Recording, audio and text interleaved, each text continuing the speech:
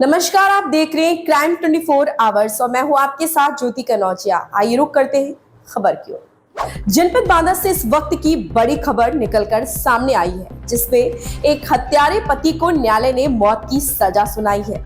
बांदा में हत्या के मामले में एक अपराधी को बुधवार को जिला न्यायालय ने फांसी की सजा सुनाई। बताया जा रहा है कि इस अपराधी द्वारा अपनी पत्नी की धारदार हथियार से गला काटकर निर्मम हत्या की गई थी और पत्नी का कटा हुआ सर लिए हुए ही यह व्यक्ति कोतवाली पहुंचा था। जी हां, इस मामले में आरोपी को कोर्ट द्वारा सजाए मौत का फैसला सुनाया गया है, जिसमें कई गवाहों के शामिल होने की जानकारी मिली है। आपको बता दें कि 2020 में बबेरू कोतवाली में किन्नर यादव नाम का अपराधी अपनी पत्नी का कटा हुआ गला और एक हाथ में आला कत्ल धारदार हथियार लेकर पहुंचा था, जिससे कोतवाली ही नहीं बल्कि पूरे नगर में हड़कंप मच गया था। बताते हैं कि अपनी पत्नी के ऊपर किन्नर यादव चारित्रिक शंका करता था, जिसको लेकर इसने अपनी पत्नी को मारने का प्रयास किया, लेकिन वह भागकर पास पड़ोस के एक घर में घुस गई, परंतु उसका पति उसे पड़ोसी के घर से घसीटता हुआ बाहर लाया और धारदार हथियार से उसका गला रेत दिया। एक हाथ में हथियार और दूसरे हाथ में अपने पत्नी का कटा हुआ गला लेकर नगर से घूमते हुए नगर कोतवाली बबेरू पहुंचा, जहां पर ऐसा मंजर देखकर पुलिसकर्मी भी सहम गए। सूत्रों की माने तो 4 साल तक चले इस पूरे अभियोग में कई लोगों ने अपनी गवाही दी है, जिसमें से कुछ ने यह घटना अपनी आंखों के सामने घटती देखी थी। न्यायालय ने इसे एक अक्षम्य अपराध मानते हुए अपराधी किन्नर यादव को बुधवार को मौत की सजा सुनाई। नितेश कुमार की रिपोर्ट। अभी सुनने में आया कि कोर्ट के द्वारा एक व्यक्ति को फांसी की सजा सुनाई गई है। क्या है पूरा मामला? ये मामला 9 अक्टूबर 2020 का मामला है। एक अभियुक्त किन्नर यादव ने ये अपनी पत्नी बिमला की क्रूरतम तरीके से उसकी हत्या की थी।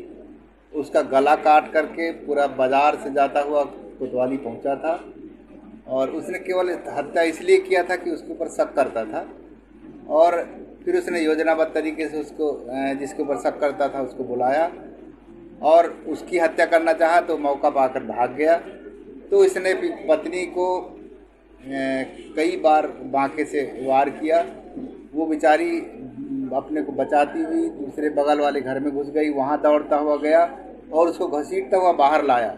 फिर उसको सर से 2 भागों में किया उसको, और धड़ वहीं फेंक करके और उसके सर को अपने हाथ में लेकर, एक हाथ में सर लेकर एक हाथ में बांका लेकर नृशंस और क्रूरतापूर्ण हत्या करते हुए थाने पहुंचा। तब कहीं थाने में उसने घटना की FIR लिखी गई और ये कार्रवाई इसके बाद हुई। कितने दिनों तक ये पूरा मुकदमा चला है? और ये 2020 का मामला है। 2020 से अभी तक 2024 चल रहा है। 4 साल से थोड़ा कम तक ये विचारण चला है। और चूँकि एक गवाह जो इसमें जिसके ऊपर ये शक करता था वो बंटा था, वो नाई था, वो उसके भय से लापता हो गया था। उसको खोजने में 2 साल लग गया पूरा।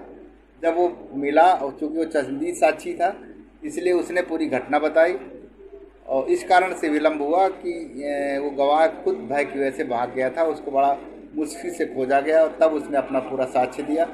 समाज में भय का वातावरण बन गया था और इसलिए इस मामले में 302 में मृत्युदंड दिया गया है, 324 में 2 साल की सज़ा और जुर्माना किया गया है। और इस तरह ये रेयरेस्ट ऑफ रेयर केस में आता है और इसने क्रूरतापूर्वक अपनी पत्नी की हत्या किया था, इसमें उसको मृत्युदंड प्राप्त हुआ। मान लीजिए अगर पत्नी नहीं होती तो क्या बंटा यादव उसका सुधार हो सकता था?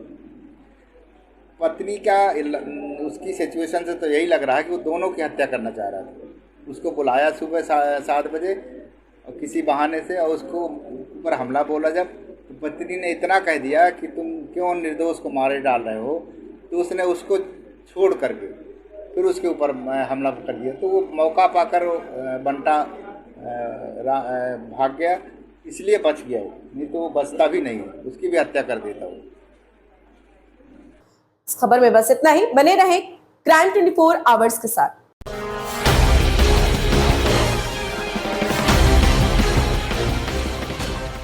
नमस्कार, आप देख रहे हैं क्राइम